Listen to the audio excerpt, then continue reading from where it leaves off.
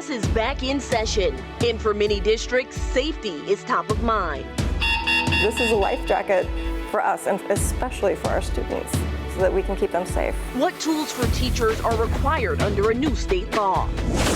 School should always be a sanctuary, should be a safe place for people. Police officers could be returning to the Seattle School District. School resource officers, school engagement officers should never be involved in school discipline. Why the chief of police is on board.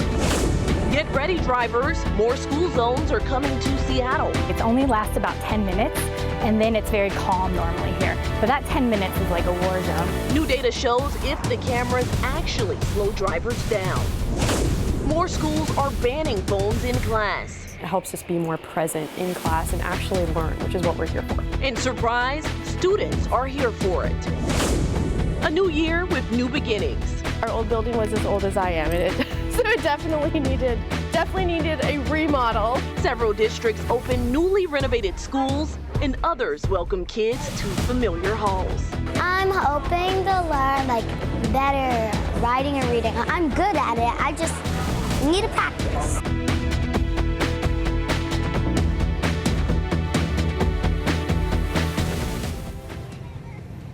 Good morning, and thanks for joining us for our back to school special here in Tacoma. I'm Shantae Sumter at Jefferson Elementary School, where right now things are getting underway for that first day back. A lot of excitement building here in Tacoma. We have team coverage for you across Western Washington as several districts prepare for back to school. Drew Andre will be in Tacoma, where the district is opening a new school. Bar Jadrin is live in Bothell. North Shore is one of many with a new school district, or new district-wide cell phone ban this year. But first, we want to check in with Savannah Welch. She's live in Seattle, where school leaders are considering bringing.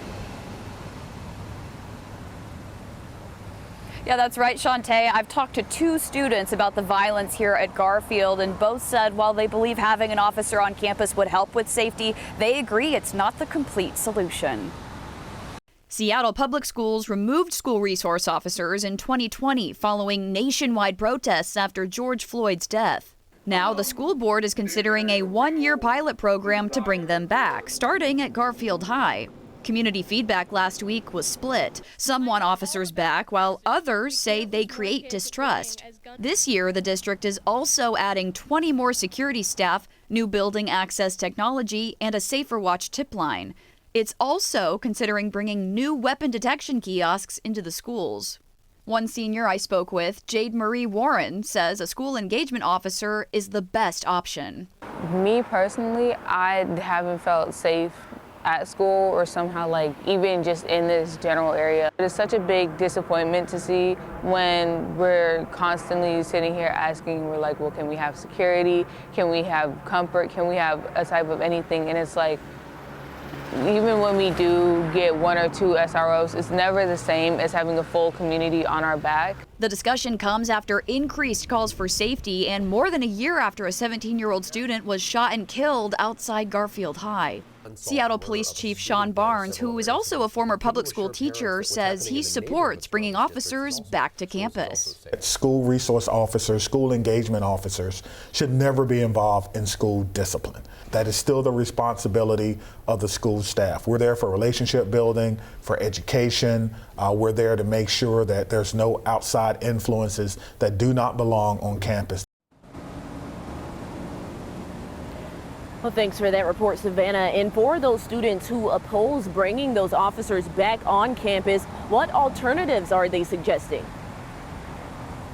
Well, Shantae, students are asking for more counselors and more community support, and that could include things like programs that bring in CEOs and local leaders into the schools to get them engaged with students. They're also asking for more inclusive spaces on campus, as well as mental health resources as well, which goes hand in hand with the ask for counselors. One student I talked to, she said that really if there are officers on campus and they move forward with the school engagement officer, the district does, she would hope to see these officers active and engaged with students and their growth, not just doing a job, but really engaging with the students and building those relationships. In Seattle, Savannah Welch, King 5 News.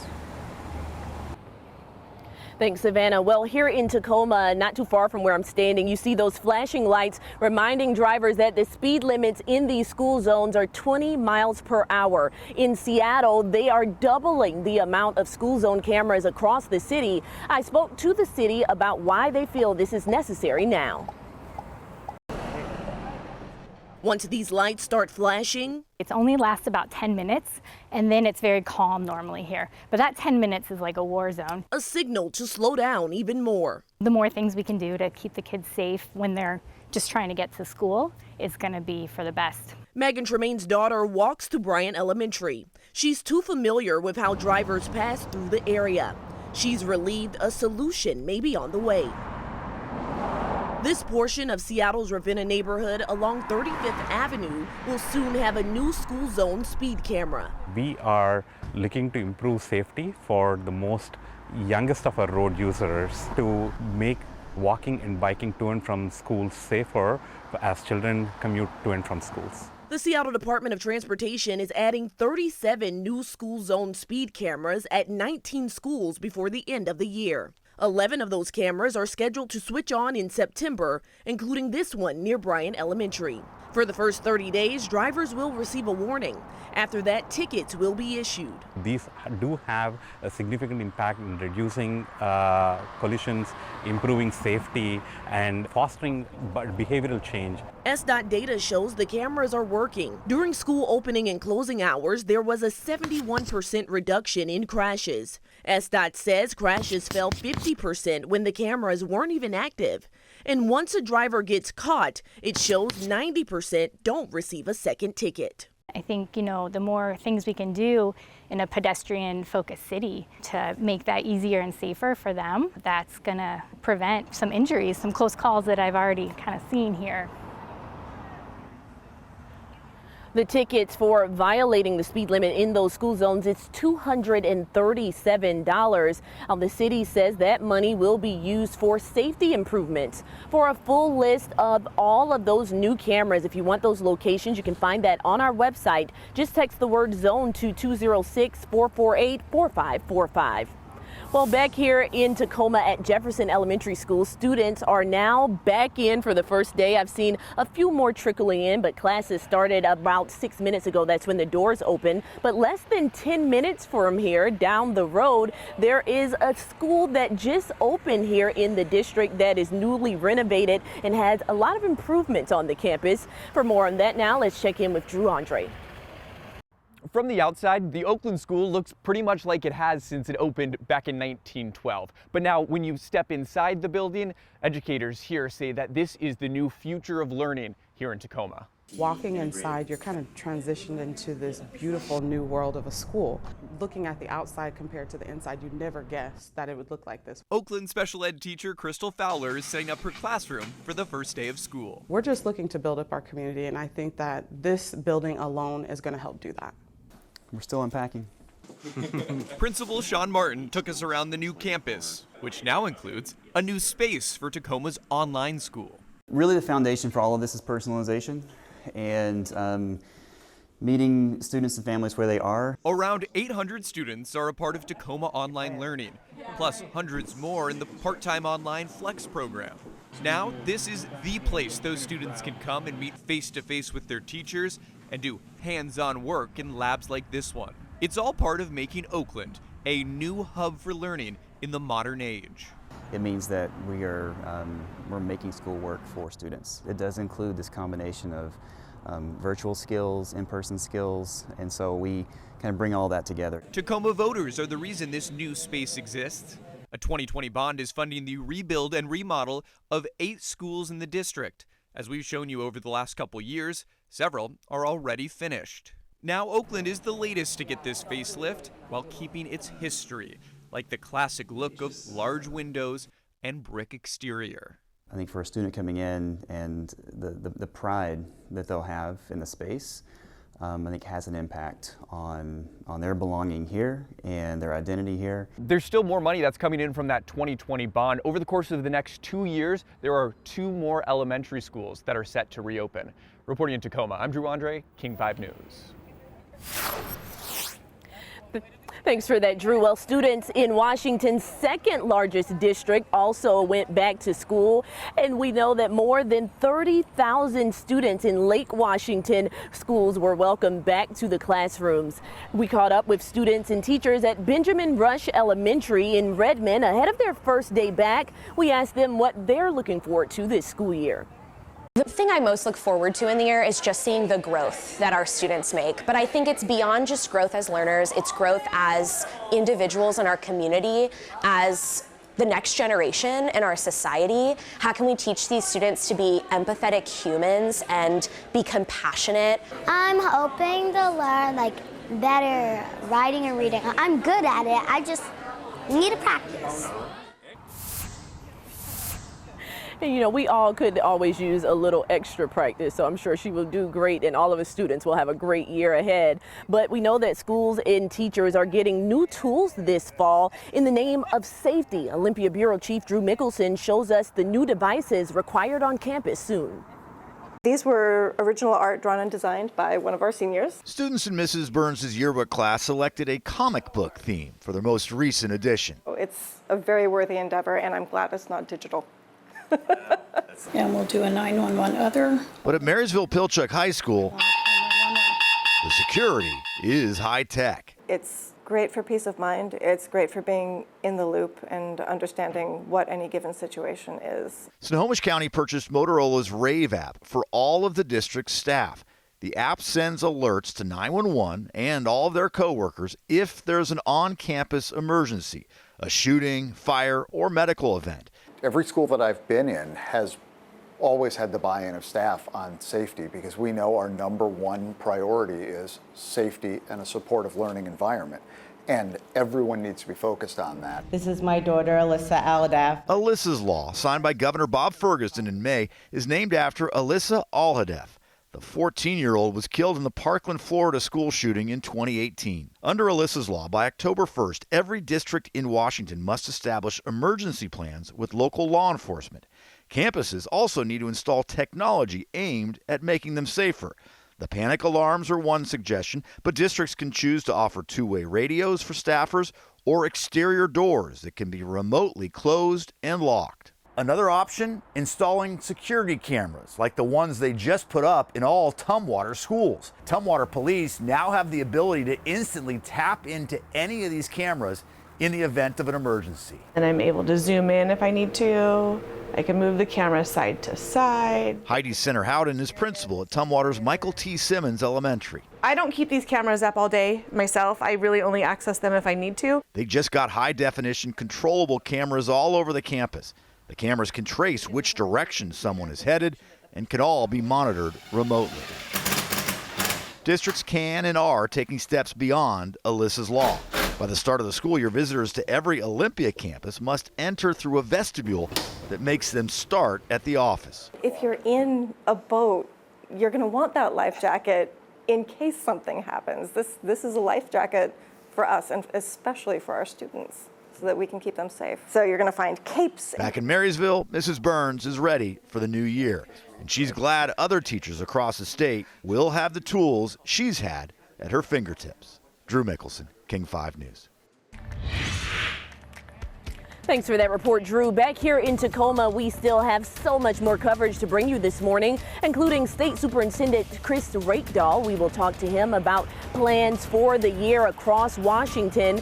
And in East Kane County, voters rejected a bond to build a new high school. So why are building plans still going forward? A look at the scaled-down version in the works.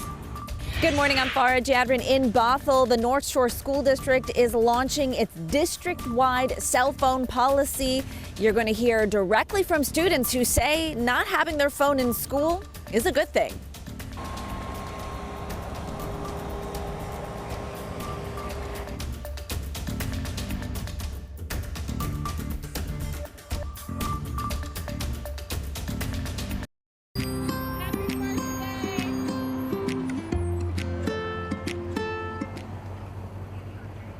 Good morning, I'm Shantae Sumter here in Tacoma at Jefferson Elementary, where the school day is already underway. You do have a few kids on this bus coming in, but for the most part, you saw a lot of those students roll in about 10-15 minutes ago. This is not the only school starting back today. We also know North Shore is welcoming back a lot of students as well, and that's where we find King 5's Farah Jadron joining us live from North Creek High School in Bothell. And Farah, students there have been experiencing with a no cell phone rule for years. Yeah, Shantae, and the hundreds of new freshmen we saw come onto campus a little while ago are going to be a part of this. So the soft launch happened for about 3 years, but now it's official. Depending on what grade you're in this district, you may no longer be able to have your smartphone or smartwatch when the bell rings. A harsh reality. I was very much addicted to my phone, especially going through the pandemic. North Creek High senior Abby Swallam says she's happy that's behind her. Fellow senior Aaliyah Nagori agrees. It helps us be more present in class and actually learn, which is what we're here for. Each classroom is going to have something like this, a caddy or just a space to put your phones. Administrators like to call it a phone spa. Give your phones a rest. I place it there, I sit down, now my hands are free and I'm ready to learn and pay full attention to my teacher. At the high school level, mobile devices will be allowed during passing breaks, lunchtime, and before and after school.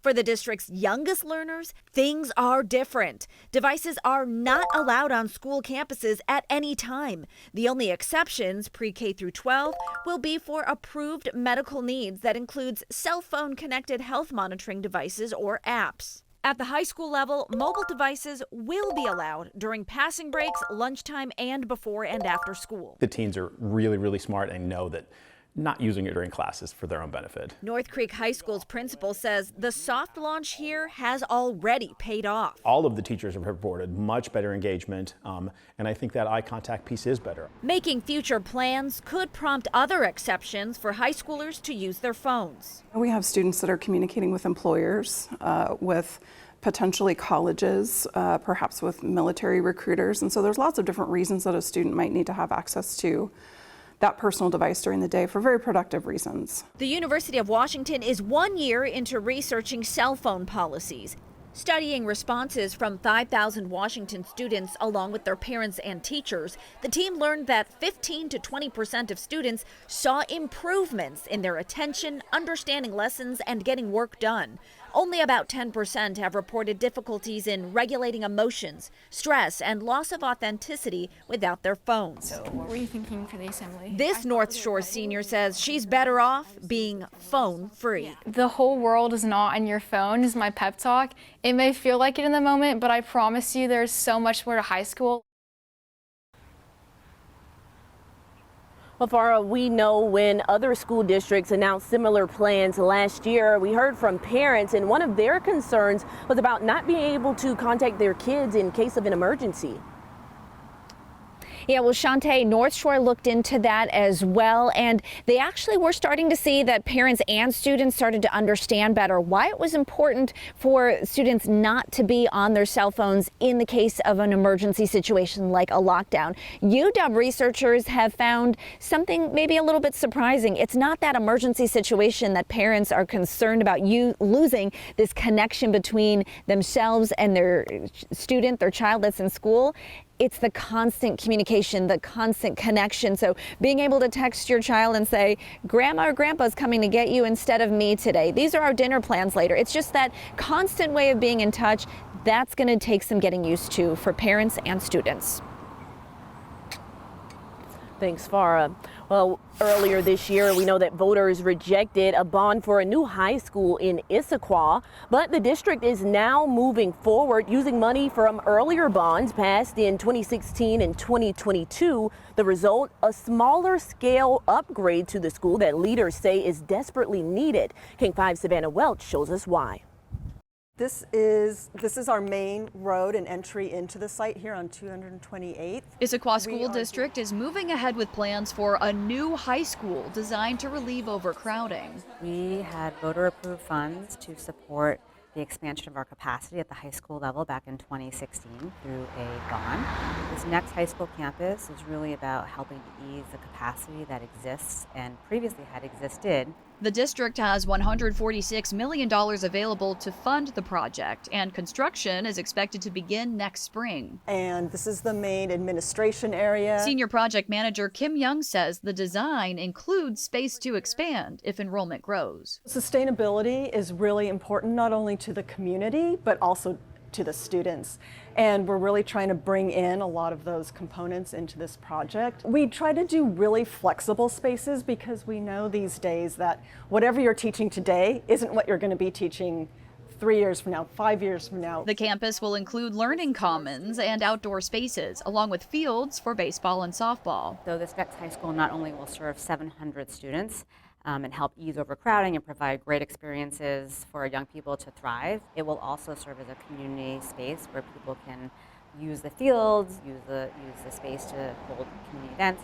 We drew this classroom. Is it the right size? Students are also helping shape the school through a new career kickstart program that lets them see the design process up close. It's very cool. It's really cool that they're letting students kind of be a part of it. Like, they really do care about what students have to say, because at the end of the day, students are going to be the ones there. The district says community feedback will continue as plans develop.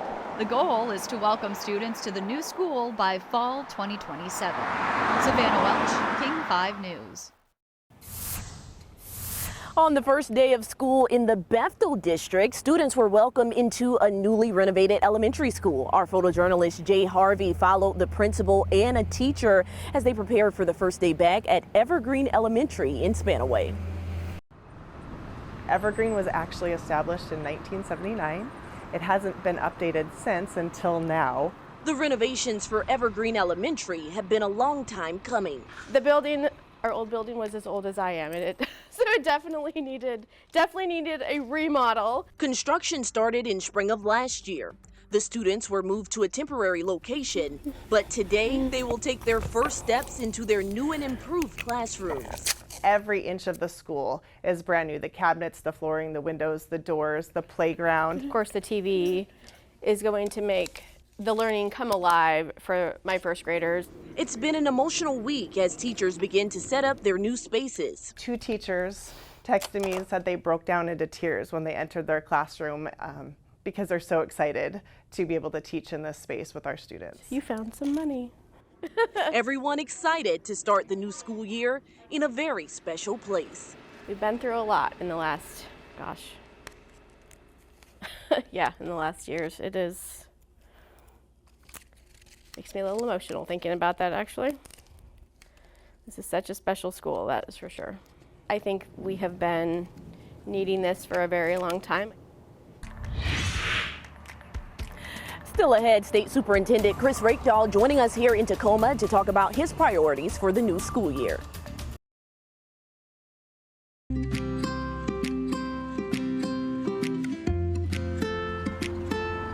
Welcome back. I'm Shantae Sumter in Tacoma at Jefferson Elementary, where students are inside for their first day of school. We have with us this morning State Superintendent Chris Rakedahl to talk about the new school year and everything that's happening here in Washington State. Thank you so much for joining us this morning. Thanks for having me. Well, when we think about the new school year, of course, there's a lot of things on the minds of Washington parents. But first, I want to talk about what are your priorities for the year? Well, one, welcoming kids back successfully, and I'm excited about parents, right? They love this first day of school and it means so much to them, so I'm excited that parents are ready to lean into their kids' learning for sure.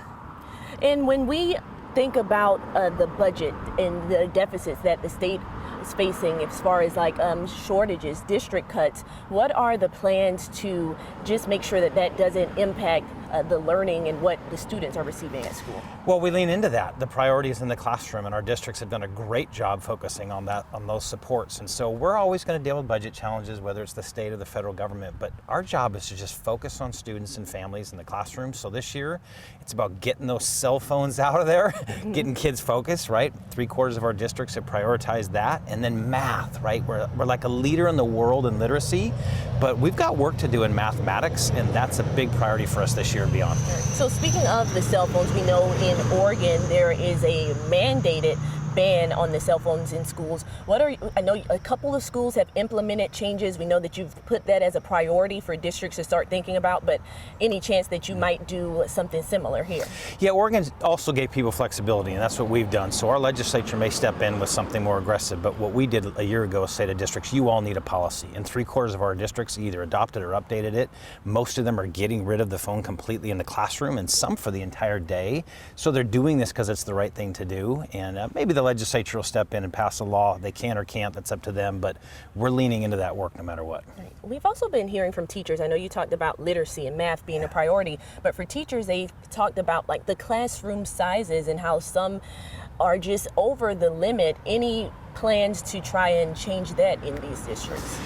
Yeah, it's becoming an issue when you have budget challenges. That's part of the risk to the classroom, is that you end up with too many students, right? Because you still want to give them great options. And so what you'll see this year and a lot next year is a budget request to the legislature that says you got to get these class sizes down, not just for K-4, right? Not just for the littles, but for all students. And so it'll be a big priority of ours going into the next biennial budget, and we'll challenge the legislature and the governor to step up. Thank you so much, State Superintendent Chris Rakedahl, joining us here this morning. And thank you all for joining us for our back to school coverage. You can also expect that I will be leading you on your commutes throughout the week and reminding you to slow down for the kids and of anything else to be aware of as you head out this school year. You can find our streaming at all times on King 5 Plus.